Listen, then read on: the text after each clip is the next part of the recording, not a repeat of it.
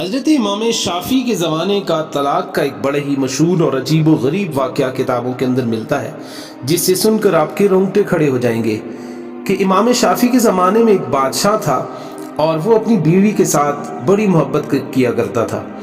اب ایک دفعہ اس طرح سے ہوا کہ وہ بادشاہ اپنی بیوی کے ساتھ گھر میں تنہائی کے لمحات میں موجود تھا اور بڑے خوشگوار موڈ میں تھا، مگر بیوی کسی وجہ سے اس سے ناراض تھی۔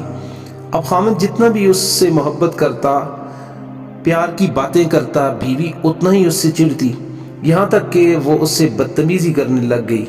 خامد نے جب بہت زیادہ اصرار کیا تو عورت جو اس وقت غصے کی حالت میں تھی تو وہ کہنے لگی کہ ہے جہنمی پیچھے ہٹ جا، مجھے ہاتھ مت لگا۔ اب جب اس نے خامد کو جہنمی کہا تو آخر وہ بھی تو ایک مرد تھا، اس کی مردانگی کو جب جوش آیا، غصہ آیا، اس نے کہہ دیا اچھا اگر میں جہنمی ہوں تو پھر تجھے میری طرف سے طلاق ہے۔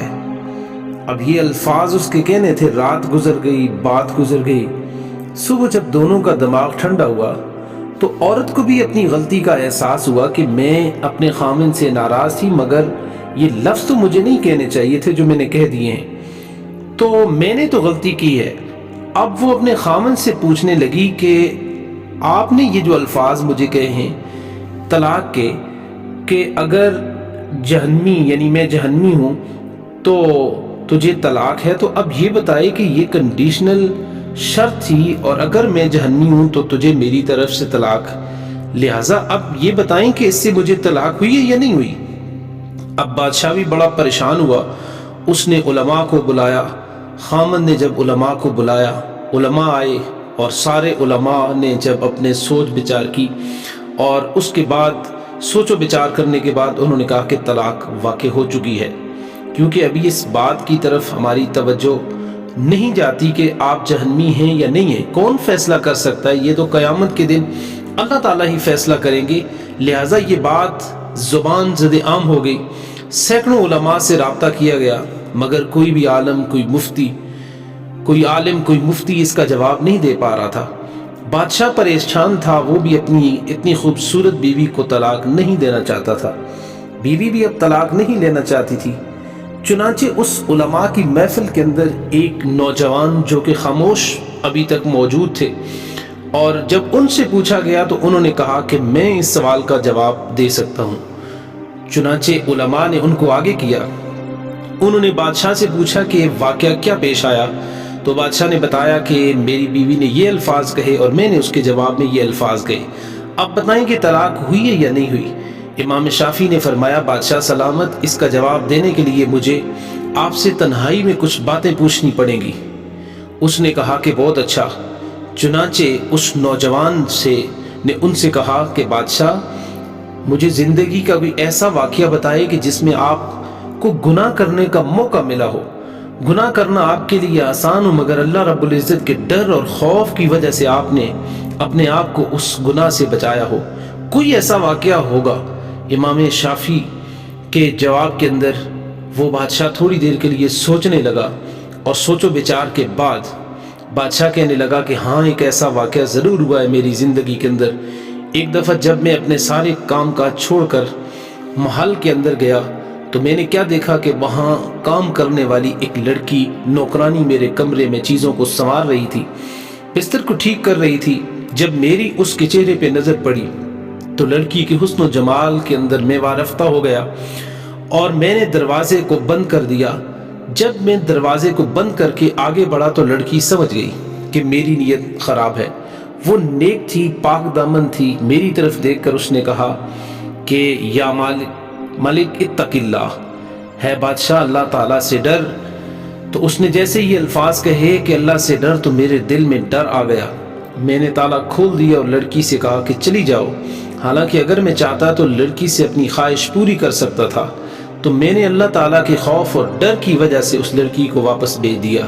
بس میری زندگی کا شاید یہ ایک ایسا گناہ ہے جو میں کر سکتا تھا، مگر اللہ تعالیٰ کے خوف کی وجہ سے میں نے نہیں کیا۔ اس نے یہ واقعہ سنایا تو وہ نوجوان کہنے لگا کہ آپ کی بیوی کو طلاق نہیں ہوئی اس لیے کہ آپ جہنمی نہیں ہیں بلکہ جنتی ہیں۔ اب جب یہ انہوں نے فتویٰ سنایا تو علماء ان سے بحث کرنے لگے کہ آپ جنت کا ٹکٹ کیسے دے سکتے ہیں؟ آپ کو کیسے معلوم کہ یہ جنتی ہو چکے ہیں؟ کیا آپ پرمٹ آپ کے ہاتھوں میں ہے کہ یہ جنتی ہیں یا جہنمی ہیں؟ آپ نے فرمایا میں فتویٰ اپنی طرف سے نہیں دے رہا بلکہ اللہ تعالیٰ کے قرآن میں سے دے رہا ہوں، کیونکہ اللہ تعالیٰ نے قرآن کریم کے اندر ارشاد فرمایا وَأَمَّا مَنْ خَافَ مَقَامَ رَبِّهِ جَنَّتَانِ، کہ جو اللہ تعالیٰ سورہ رحمان کے جو رب تعالیٰ کے وَلِمَنْ خَافَ مَقَامَ رَبِّهِ جَنَّتَانِ وَأَمَّا مَنْ خَافَ مَقَامَ رَبِّهِ وَنَهَى النَّفْسَ عَنِ الْهَوَىٰ، سورہ النازعات، کہ جو اپنے شخص اپنے رب کے سامنے کھڑا ہونے سے ڈرا اور جس نے اپنے آپ کو وَلِمَنْ خَافَ مَقَامَ رَبِّهِ، جس نے رب تعالیٰ کے سامنے کھڑے ہونے سے وہ خوف زدہ ہو گیا اور ڈر گیا، اس کے لیے ایک نہیں بلکہ 2 جنتیں ہیں۔ تو فَإِنَّ الْجَنَّةَ هِيَ الْمَأْوَىٰ، اس کا ٹھکانہ جہنم نہیں بلکہ جنت ہے۔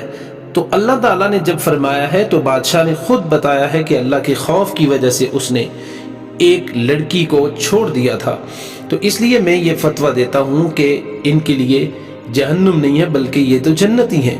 تو لہٰذا میں فتویٰ دیتا ہوں کہ اس کبیرہ گناہ سے بچنے کی وجہ سے یہ بندہ قیامت کے دن جنت کے اندر داخل ہوگا، اور جو بچی آج کے دور میں گناہ کی دعوت ملنے کے باوجود اپنے رب کو مضبوط رکھتی ہے، اپنی عزت پاک دامنی کو محفوظ رکھتی ہے، تو یہ دعوت دینے والے کو نہیں کا جواب نہیں دیتی، بلکہ اللہ تعالیٰ کے ہاں یہ لڑکی قیامت کے دن اللہ تعالیٰ کی جنتوں میں داخل کی جائے گی، اللہ تعالیٰ کا دیدار عطا کیا جائے گا۔ اللہ تعالیٰ ہمیں بھی پاک دامنی کی زندگی گزارنے کی توفیق عطا فرمائے۔ اور ناظرین سامعین، بس زندگی کے اندر ایک کم از کم اپنا ایسی نیکی ضرور رکھیے کہ جہاں پہ آپ قدرت رکھنے کے باوجود بس اللہ تعالیٰ کے ڈر اور خوف کی وجہ سے، اللہ تعالیٰ کے حضور کھڑے ہونے سے ڈر کی وجہ سے آپ نے اس گناہ کو چھوڑ دیا ہو۔